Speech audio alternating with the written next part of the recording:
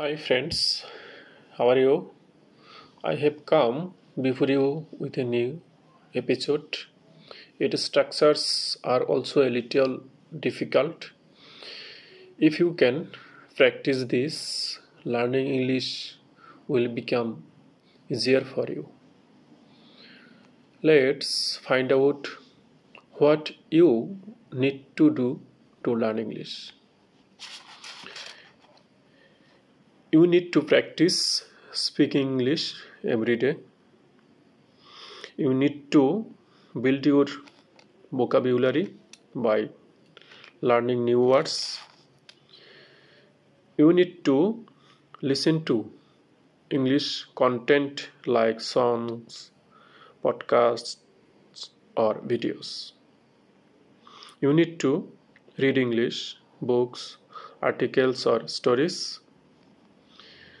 You need to write in English regularly to improve your skills. You need to understand basic grammar rules. You need to communicate with English speaking friends. You need to communicate with English speaking friends. This is very important for you. You need to focus on pronunciation and fluency.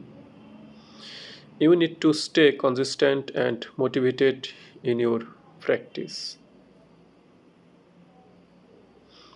If you can use regularly, you will improve your learning English. So let's go to today's topics. তো বন্ধুগণ, ইতিমধ্যে আমি 10টি part শেষ করেছি। আমি আগেই বলেছি আপনাদের যে 150টি 150 structures I'll give you for you. আমি আগে বলছি যে আপনাদের জন্য আমি 150টি স্ট্রাকচার দেব, তাহলে এই স্পোকেন ইংলিশ অনেকটা সহজ হবে আপনাদের জন্য। আশা করি যদি 150টি স্ট্রাকচার মনোযোগ সহকারে আয়ত্ত করতে পারি আমরা, তাহলে স্পোকেন ইংলিশে আর কোনো সমস্যা থাকবে না। তো বন্ধুগণ, শুরুতে আমি যেটা বলি, আমার এই চ্যানেলটি নতুন, যারা এই ভিডিওগুলি দেখতেছেন প্রত্যেকেই আমার এই চ্যানেলটি সাবস্ক্রাইব করবেন এবং লাইক কমেন্ট করে পাশে থাকবেন। আমরা সকলেই জানি যে একটি ক্লাস নিতে গেলে কি পরিমাণ পরিশ্রম করা লাগে। তো আশা করি যে আপনারা সেটা অনুধাবন করতে পারতেছেন এবং এই ভিডিওগুলো রেগুলার আপনারা দেখবেন এবং প্র্যাকটিস করবেন, তাহলে দেখবেন যে আপনাদের এই স্পোকেন ইংলিশের সমস্যাটা আর থাকবে না আশা করি।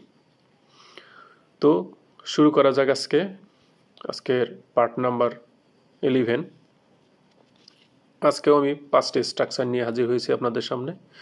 বেশি স্ট্রাকচার দিলে অনেক লং হয়ে যায়, সেই জন্য কম করে স্ট্রাকচার দিচ্ছি। আর এই স্ট্রাকচারগুলো একটু কঠিন, সেই জন্য একটু কমিয়ে দেওয়ার চেষ্টা করতেছি। আশা করি আপনাদের ভালো লাগবে। তো শুরু করি। তো আজকের নাম্বার হলো 82 থেকে শুরু হবে। 82 on the one hand ... on the other hand. এর অর্থ হচ্ছে একদিকে আর হলো অন্যদিকে। On the one hand, on the other hand, একদিকে অন্যদিকে। On the one hand ... on the other hand একটি বাক্য গঠন যা দুটি বিপরীত দৃষ্টিভঙ্গি বা ধারণা তুলে ধরতে ব্যবহৃত হয়। এটি তুলনা বা বৈপরীত্য বোঝাতে ব্যবহৃত হয়। স্ট্রাকচারটা হচ্ছে এরকম: on the one hand, comma close, comma on the other hand, comma close. তো উদাহরণ চলে যাই আমরা।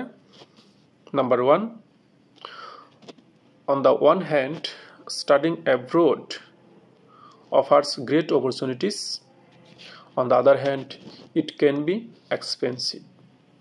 একদিকে বিদেশে পড়াশোনা দারুণ সুযোগ দেয়, অন্যদিকে এটি ব্যয়বহুল হতে পারে। Number 2, on the one hand he is very talented, on the other hand he lacks discipline. একদিকে সে খুব প্রতিভাবান, অন্যদিকে তার শৃঙ্খলার অভাব রয়েছে। Number 3, on the one hand working from home saves time, on the other hand it can be isolating. একদিকে বাড়ি থেকে কাজ সময় সাশ্রয় করে, অন্যদিকে এটি একাকিত্বের কারণ হতে পারে। Number 4, on the one hand this job offers a high salary, on the other hand it requires long working hours. একদিকে এই চাকরি উচ্চ বেতন দেয়, অন্যদিকে এতে দীর্ঘ সময় কাজ করতে হয়। Number 5, on the one hand technology makes life easier, on the other hand it reduces face-to-face communication. একদিকে প্রযুক্তি জীবন সহজ করে তোলে, অন্যদিকে এটি মুখোমুখি যোগাযোগ কমিয়ে দেয়। এই বাক্যগুলোতে on the one hand, on the other hand ব্যবহার করা হয়েছে দুই বিপরীত দৃষ্টিভঙ্গি বা ধারণার মধ্যে ভারসাম্য বা তুলনা বোঝাতে। তো বন্ধুগণ, আমি আরেকবার রিকোয়েস্ট করি, যারা আমার চ্যানেলে নতুন দয়া করে সাবস্ক্রাইব করবেন। তো এবার আসি 83, structure number 83, in order two. In order to এর অর্থ হচ্ছে যাতে বা কোনো কিছু করার জন্য। এর অর্থ হচ্ছে যাতে বা কোনো কিছু করার জন্য।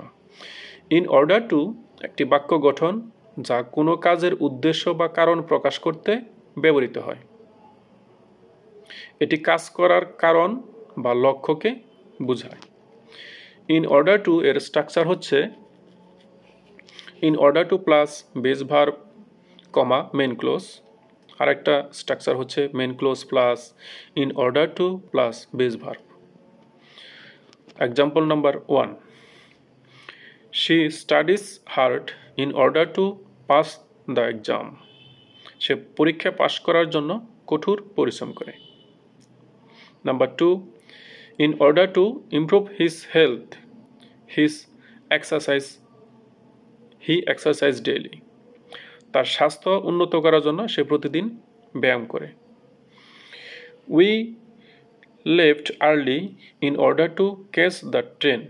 ট্রেন ধরার জন্য আমরা তাড়াতাড়ি বেরিয়ে পড়লাম। Number 4, in order to learn English you must practice regularly. ইংরেজি শেখার জন্য তোমাকে নিয়মিত অনুশীলন করতে হবে। Number 5, he worked extra hours in order to complete the project on time. প্রকল্পটি সময় মতো শেষ করার জন্য সে অতিরিক্ত সময় কাজ করেছিল। এই বাক্যগুলোতে ইন অর্ডার টু ব্যবহার করা হয়েছে কোনো কাজের উদ্দেশ্য বা লক্ষ্য প্রকাশ করার জন্য। তো শেষ হয়ে গেল আমাদের ইন অর্ডার টু দিয়ে। এরপর আসি structure number 84, supposing that. Supposing that এর অর্থ হলো ধরা যাক যে বা যদি ধরে নেই। সাপোজিং দ্যাট এর অর্থ হচ্ছে ধরা যাক যে বা যদি ধরে নেই। সাপোজিং দ্যাট একটি বাক্য গঠন যা কোনো ঘটনা বা পরিস্থিতি কল্পনা বা শর্ত সাপেক্ষে বোঝাতে ব্যবহৃত হয়। এটি সাধারণত শর্তমূলক বা কল্পনামূলক বাক্যে ব্যবহৃত হয়। স্ট্রাকচার হচ্ছে supposing that plus subject plus verb comma main clause. আরেকটি স্ট্রাকচার হচ্ছে main clause plus supposing that plus subject plus verb. Example number 1, supposing that it rains tomorrow we will cancel the picnic. ধরা যাক আগামীকাল বৃষ্টি হয়, তাহলে আমরা picnic বাতিল করব। Number 2, supposing that you win the lottery what will you do with the money. ধরা যাক তুমি লটারি জিতেছ, তাহলে টাকা দিয়ে তুমি কি করবে। Example number 3, supposing that he doesn't come who will lead the meeting. ধরা যাক সে না আসে, তাহলে মিটিংকে পরিচালনা করবে। Number 4, we will leave early, supposing that the traffic is heavy. ধরা যাক যানজট বেশি থাকে, তাহলে আমরা তাড়াতাড়ি বের হব। Number 5, supposing that you had more time, how would you use it?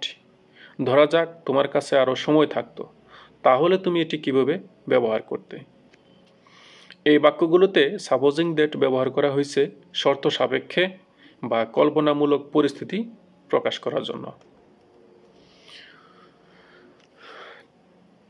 তো বন্ধুগণ, এরপরে আসি structure number 85, so long S. So long S এর অর্থ হচ্ছে যতক্ষণ না বা যতদিন। এর অর্থ হচ্ছে যতক্ষণ না বা যতদিন। সো লং এস একটি বাক্য গঠন যা শর্ত বা সময়সীমা বোঝাতে ব্যবহৃত হয়। এর অর্থ হলো যতক্ষণ না বা যতদিন। এটি বোঝায় যে একটি কাজ বা ঘটনা তখনই ঘটবে যখন নির্দিষ্ট শর্ত পূরণ হবে বা যতদিন এটি একটি শর্ত প্রযোজ্য থাকবে। স্ট্রাকচারটা হচ্ছে এরকম: main clause plus so long as plus subject plus verb. আর একটি স্ট্রাকচার হচ্ছে so long as plus subject plus verb comma main clause. এরপরে আসি example. Example number 1, you can stay here so long as you don't make any noise. যতক্ষণ তুমি কোনো শব্দ করবে না, তুমি এখানে থাকতে পারো। Number 2, so long as the weather is good will continue our trip. যতদিন আবহাওয়া ভালো থাকবে, আমরা আমাদের ভ্রমণ চালিয়ে যাব। Number 3, I don't mind so long as it makes you happy. আমি কিছু মনে করব না যতক্ষণ এটি তোমাকে খুশি করে। Number 4, so long S he works hard he will achieve his goals. যতক্ষণ সে কঠোর পরিশ্রম করে, সে তার লক্ষ্য অর্জন করবে। Number 5, you are welcome to join us so long as you follow the rules. যতক্ষণ তুমি নিয়মগুলো মেনে চলবে, তুমি আমাদের সাথে যোগ দিতে পারো।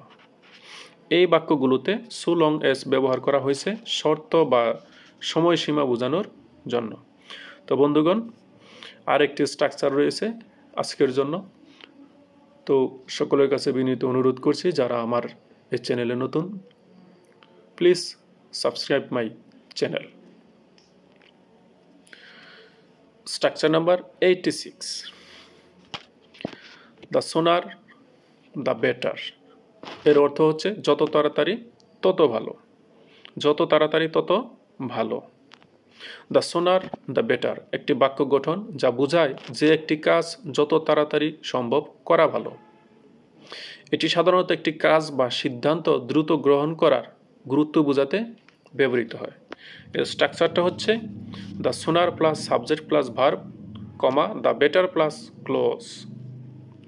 Example number 1, the sooner you finish your work the better it will be for you. তুমি যত তাড়াতাড়ি কাজ শেষ করবে, তত ভালো হবে তোমার জন্য। Number 2, the sooner we leave the better chance we have of catching the train. আমরা যত তাড়াতাড়ি বের হব, ট্রেন ধরার সুযোগ তত ভালো হবে।